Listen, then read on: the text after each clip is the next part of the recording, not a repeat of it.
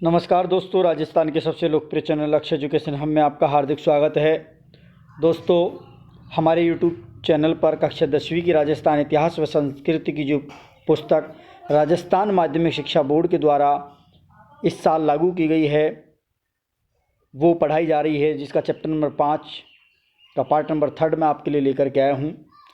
इससे पहले 4 चैप्टर हम पढ़ा चुके हैं, आज 5वां चैप्टर है और इसका भी ये लास्ट पार्ट है, पार्ट नंबर 3 जो राजस्थानी लोक कलाएँ। इससे पहले 2 पार्ट राजस्थानी चित्रकला के मैं पढ़ा चुका हूँ। आज राजस्थानी लोक कलाएँ हैं जो दोस्तों आने वाली रीट, पटवार, पुलिस, बीएसटीसी, पीटीटी सभी भर्ती परीक्षाओं के लिए ये महत्वपूर्ण सिद्ध होगी। तो दोस्तों, एक बार इस वीडियो को शुरू से और अंत तक ज़रूर देखें और देखने के साथ ही जो भी विद्यार्थी मेरे चैनल पर पहली बार विजिट कर रहे हैं वो चैनल को सब्सक्राइब कर ले, बेल आइकन को प्रेस कर ले, लाइक करें, लिंक को शेयर करें, जिससे दोस्तों आने वाले प्रत्येक वीडियो का नोटिफिकेशन आपको जल्द से जल्द प्राप्त हो सके और आप उसका लाभ ले सके। दोस्तों, देखते हैं लोक कलाएँ। आम इंसान के द्वारा बिना किसी तामझाम व प्रदर्शन से जब अपनी स्वाभाविक कलाकारी को चित्र, संगीत,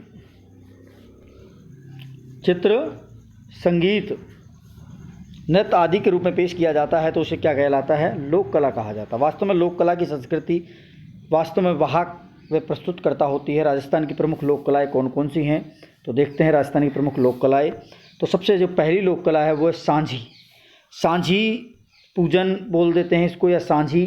तो दोस्तों, सांझी का जो त्यौहार है दशहरे के पर्व पर मनाया जाता है। पूछा जाता है सांझी का जो पर्व है कब मनाया जाता है? तो दशहरे के त्यौहार पर मनाया जाता है, श्राद्ध पक्ष में मनाई जाती है। कुंवारी कन्याएं सफ़ेद पुती दीवारों पर, जो सफ़ेद जो पुती हुई दीवार है उन दीवारों पर 15 दिन लगातार गोबर से आकार उकेरती है और उनका पूजन करती है। इसे सांझी, सांझूली, सिंझी, सांझ के हांजिया आदि नामों से जाना जाता है।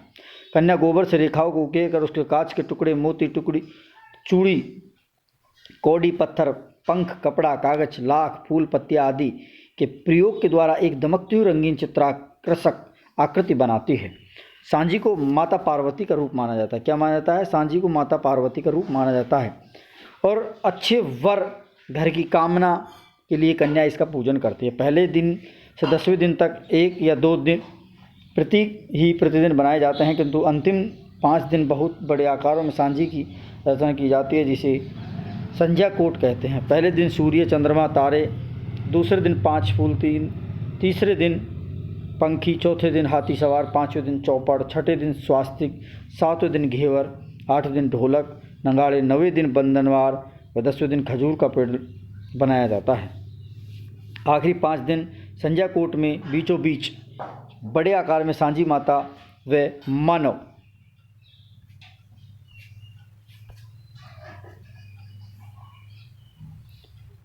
पशु, पक्षी, प्रकृति आदि का चित्रण भी किया जाता है।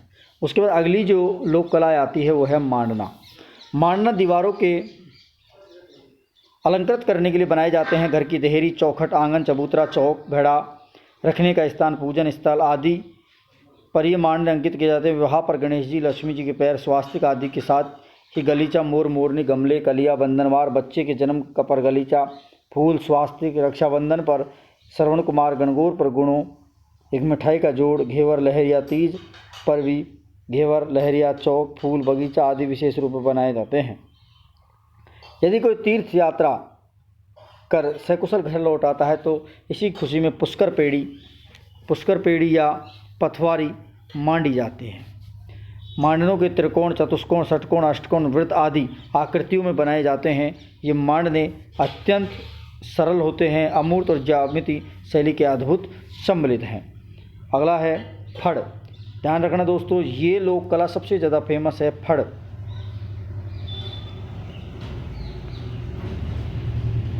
फड़ भीलवाड़ा के शाहपुरा कस्बे के छीपा जाति, कौन सी जाति? भीलवाड़ा की फेमस है।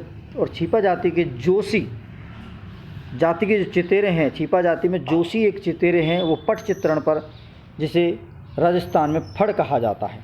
भीलवाड़ा के श्रीलाल जोशी इस फड़ चित्रकारी के प्रमुख प्रणेता माने जाते हैं। फड़ भोपों के लिए निर्मित की जाती है। ये भोपे फड़ को लकड़ी पर लपेट कर गाँव जाकर पारंपरिक वस्त्रों में रावण हत्या या जंतर वाद्य यंत्र। तो दोस्तों, रावण हत्या और जंतर नामक 2 वाद्य यंत्र हैं। इन दोनों वाद्य यंत्रों के साथ कदम थिरकते हुए इनका वाचन किया जाता है। लोक नाट्य, गायन, वादन, मौखिक साहित्य, चित्रकला, लोक धर्म का एक अनूठ संगम है। तो लोक देवताओं के जीवन के अनेक प्रसंगों एवं उनसे संबंधित चमत्कारों को चित्रित किया जाता है। चित्रों में प्रमुख आकृति को सबसे बड़ा बनाया जाता है। अन्य आकृति उसके अनुपात में कहीं छोटी बनाई जाती है। रंगों का प्रतीकात्मक प्रयोग भावों की अभिव्यक्ति में सहायक है, जैसे देवियाँ नीली, देव लाल, राक्षस काले, साधु सफ़ेद व पीले और सिंदूर एवं लाल रंग का शौर्य का प्रतीक और वीरता के जो प्रतीक माने जाते हैं। फड़ में सर्वप्रथम मोटे हाथकते 2 सूती कपड़े रेजी या रेजा पर गेहूँ एवं चावल के मांड में गोंद मिलाकर कलप लगाया जाता है। सतह तैयार होने पर उसे घोट कर समतल किया जाता है। इस 5 या 7 रंगों के चित्रण किया जाता है। रंगों में गैरू, हिरमिच, जंगाल, हड़ताल, प्यौड़ी, सिंदूर, हिंगुल, काजल, चूना, नील आदि का प्रयोग किया जाता है। सिंदूरी रंग शरीर में, फिर हरा व लाल रंग कपड़ों में, भूरा वास्तुक निर्माण में और अंतिम जो रेखाएं केवल काले रंग की होती है। तो ध्यान देना दोस्तों, हमारे राजस्थान की 2 फड़ बहुत ज़्यादा फेमस है। एक तो पाबूजी की, ये ज़्यादा फेमस फड़ है। सबसे ज़्यादा क्या है, ये बड़ी तो देवनारायण की, किसके दोस्तों, देव नारायण की। और सबसे जो प्रसिद्ध जो फड़ है, प्रसिद्ध, ये किसकी है, पाबूजी की फड़। अगला है पाने।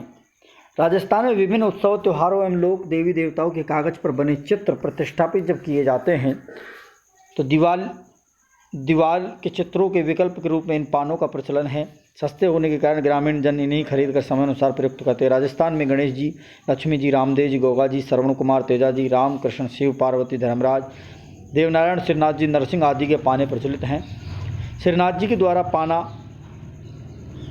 जी का जो पाना इनमें सर्वाधिक कलात्मक माना गया है। श्रीनाथ जी का जो नाथ द्वारा राजसमंद में है, कहाँ पर है दोस्तों, नाथ द्वारा राजसमंद में, ये बहुत ज़्यादा फेमस माना है, जिसमें 24 श्रृंगारों का चित्रण किया गया। कितने श्रृंगारों का, 24 श्रृंगारों का चित्रण किया गया है। इसके बाद अगली आती है कावड़। कावड़ राजस्थान के चित्तौड़गढ़ जिले की बहुत ज़्यादा फेमस है। कहाँ की है दोस्तों, चित्तौड़गढ़ जिले की जो बस्सी गांव है उसकी खरादियों का पुश्तैनी व्यवसाय है। यहाँ के पारंपरिक कलाकार मांगीलाल मिस्त्री हैं। कौन है, मांगीलाल मिस्त्री ने अपनी कावड़ परंपरा को सुरक्षित रखने के लिए कई नए प्रयोग किए हैं। इनकी बनी कावड़ देश विदेशों में कई संग्रहालयों की शोभा बढ़ा रही है। कावड़ जनजीवन की धार्मिक आस्था और विश्वासों से जुड़ी हुई है, इसलिए इसका वाचन श्रवण कर लोग श्रद्धाभिभूत हो जाते हैं और मनमाना दान करते हैं। कावड़ एक मंदिरनुमा काष्ठ कलाकृति है जिसमें कई द्वार बने होते हैं। सभी द्वारों एवं कपाटों पर चित्र अंकित रहते हैं। कथा वाचन के साथ साथ ये कपाट खुलते जाते हैं और अंत में राम, लक्ष्मण और सीता की मूर्तियाँ प्रदर्शित होती है।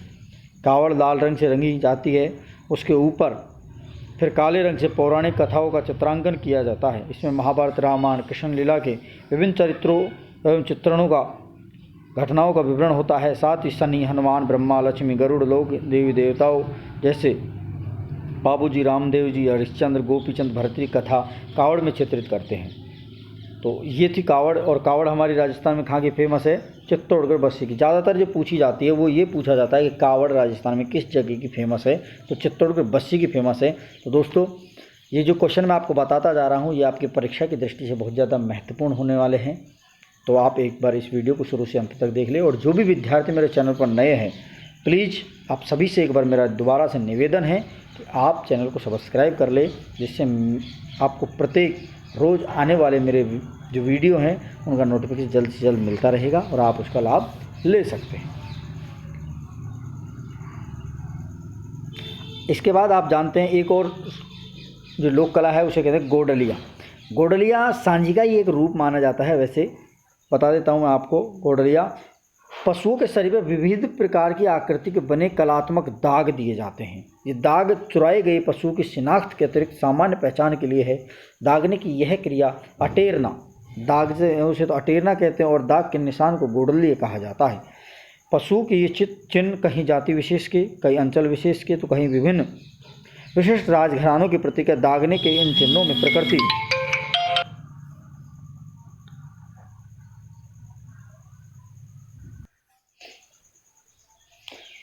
ये अटेरा और पशु के चिन्ह के कहीं जाति विशेष के, कहीं अंचल विशेष के, तो कहीं विशिष्ट राजघराने के प्रतीक हैं। दागने के इन चिन्हों में प्रकृति के विविध उपादान, धार्मिक आस्थाओं के प्रतीक चिन्ह, मानव आकृतियों के विविध कृषि उपकरण तथा दैनिक आवश्यकता की वस्तुओं के विभिन्न आंकों का समावेश की मिलता है।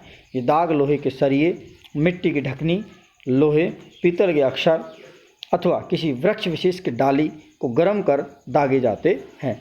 तो दोस्तों, ये जब हमारे किसी पशु विशेष की पहचान बनाने के लिए क्षेत्र, अंचल या जाति विशेष से संबंधित, तो उस पर एक अपना नाम, अपनी मोहर गोद दी जाती है, शरीर पर एक अंकित किया जाता है। तो उससे हम पहचान लेते हैं कि ये पशु मेरा है, ये इस जाति का है, या उस क्षेत्र विशेष का है, ये मारवाड़ का है, मेवाड़ का है। जिस पर हम बकरियों की नस्ल, गायों की नस्ल, जैसे मारवाड़ी, मालवी, तो ये गायों की नस्ल पता कैसे कि शुरू से वो पहचानी जा रही है। तो उसी प्रक्रिया को, दागने की जो प्रक्रिया है, उसको गोडलिया कहते हैं, और पहचानने और उसको पहचानने की प्रक्रिया को अटेरना कहते हैं। इसके बाद आती है मेहंदी। क्या आएगी दोस्तों? मेहंदी। राजस्थान में मेहंदी प्राचीन काल से प्रचलन में थी। स्त्रियां बालिका तुलिका से हाथों में मेहंदी के बारीक मांडने मांडती है। रोज सोजत जो पाली में पड़ता है, मालवा की मेहंदी मारवाड़ क्षेत्र की प्रसिद्ध मेहंदी है। पूछी जाती है कि मेहंदी कहाँ की फेमस है, तो सोजत पाली की, और मालवा जो वर्तमान में गुजरात में है वहाँ की फेमस है। मेहंदी स्त्रियों के द्वारा विवाह, सगाई, बच्चे के जन्म, विविध पूजनों, शुभ कार्यों में लगाई जाती है। मेहंदी के विविध प्रकार के अलंकरण बनाए जाते हैं। इनमें दीपावली पर पान, हथड़ी की भात, शंख, पगला, लक्ष्मी जी के पैर, 16 दीपक, दर्शन चक्र, व मकर संक्रांति पर घेवर, बीजड़ी, करवा चौथ पर छबड़ी, स्वास्तिक, रक्षाबंधन पर लहरिया, ठीक व शादी पर तोरण, कैरी, सिंघाड़ा, स्वास्तिक, कलश, फूल आदि प्रमुख माने जाते हैं। इसके बाद आता है दूसरा, नेक्स्ट गोदना। गोदना भी एक क्या है, कलाएँ हैं। शरीर के सुसज्जित करने की दृष्टि से गोदवाने की परंपरा का विकास हुआ है। किसी तीखे औजार से शरीर के ऊपर की चमड़ी गोदकर उसमें काला रंग भरने से चमड़ी में पक्का निशान बन जाता है, जिसे गोदना कहा जाता है। आदिवासी लोगों में गोदना गुदवाने का अधिक चाव रहा है। पर्याप्त धन व आभूषणों के अभाव में शरीर के विविध अंगों पर गोदने गुदवाकर वे अपनी सौंदर्य भावना को संतुष्ट करते हैं। स्त्री ललाट पर चांद, तिलक आदि गुदवाती है। आँखों को तीर के समान पैनी दर्शाने हेतु नीचे की जो पलक के साथ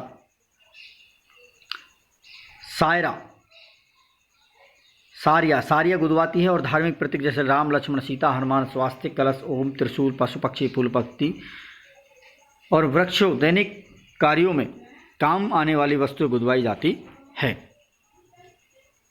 आगे देखते हैं दोस्तों। इसके बाद अगली आती है कोठिया। ग्रामीण क्षेत्रों में भंडारण हेतु कलात्मक कोठियाँ निर्मित की जाती है। कोठियाँ चिकनी मिट्टी की सहायता से बनकर उन पर विभिन्न प्रकार की जाली, झरोके, कंगूरे, देवी देवताओं के जीव जंतु, बेल बूटे तथा मांडने उबारे जाते हैं। इन कोठियों में अन्य के अतिरिक्त दैनिक उपयोग में आने वाली वस्तुओं जैसे घी, दूध, दही आदि भी रखे जाते हैं। उसके बाद अगला आता है बील। क्या आता है? बील पश्चिमी राजस्थान ग्रामीण अंचलों में बील रखने की परंपरा पुराने घरों में सर्वत्र दिखाई देती है। बील बांस की पतली पतली खप्चियों को धागे से बांधकर घोड़े की लीद मिली चिकनी मिट्टी से बनाई जाती है। वह व्हील विभिन्न आकार प्रकार के खाने लिए होती है। यह व्हील विभिन्न आकार प्रकार के खाने लिए होती है। इसे सुंदर बनाने के लिए इसमें कई छोटे छोटे गवाक्ष, जालियाँ, कंगूरे बनाए जाते हैं। इन पर छोटे छोटे कांच चिपकाए जाते हैं। इनमें दैनिक उपयोग की वस्तुएं, बर्तन आदि सजाए जाते हैं। जैसे जैसलमेर क्षेत्र में एक से बढ़कर एक सौंदर्यपूर्ण व्हील बनाई जाती है। तो व्हील कहाँ की फेमस है दोस्तों? जैसलमेर की व्हील फेमस मानी जाती है। यहाँ की क्या है? ये प्रसिद्ध व्हील है जैसलमेर की। अगला और आज का अंतिम जो लोक कला है वो है कठपुतली। क्या है दोस्तों? कठपुतली। धागे की सहायता से काष्ठ या लकड़ी से बनी जो पुतली है, कठपुतली का कमाल देखते ही बनता है कि धागा पुतली शैली राजस्थान की देन मानी जाती है। सिंहासन बत्तीसी प्रतियोग, पृथ्वीराज संयोगिता, अमर सिंह राठौड़ जैसे खेल इन्हीं कठपुतलियों के द्वारा गांव-गांव घर-घर दिखाए जाते हैं। 1965 में रोमानिया में आयोजित, रोमानिया एक देश है जिसमें आयोजित तृतीय अंतर्राष्ट्रीय कठपुतली समारोह में उदयपुर के भारतीय लोक कला मंडल के कलाकारों ने राजस्थान की इस कला में विश्व का प्रथम पुरस्कार प्राप्त कर क्या कर दिया? तहलका मचा दिया था। तो ध्यान रखना, कठपुतली राजस्थान में उदयपुर लोक कला मंडल के द्वारा फेमस मानी जाती है। तो दोस्तों ये थे आज की राजस्थानी लोक कलाएँ और साथ में कुछ क्वेश्चन हैं, इनको आप देख लेना। और दोस्तों इस वीडियो को शुरू से और अंत तक देखना ना भूलें, क्योंकि हमारे द्वारा इसी चैनल के माध्यम से आपको और भी इसी कक्षा 10वीं की राजस्थान इतिहास संस्कृति जो पुस्तक के जो पाठ्य सामग्री है वो हम इसी के द्वारा पढ़ाएंगे। तो आप एक बार वीडियो को शुरू से अंत तक ज़रूर देखें और देखने के साथ अगर आपको अच्छा लगे तो प्लीज़ आप सभी से मेरा निवेदन है, रिक्वेस्ट है कि आप चैनल को सब्सक्राइब कर ले और बेल आइकन को प्रेस कर ले, जिससे आने वाले प्रत्येक वीडियो को आपका नोटिफिकेशन मिल सके। धन्यवाद दोस्तों।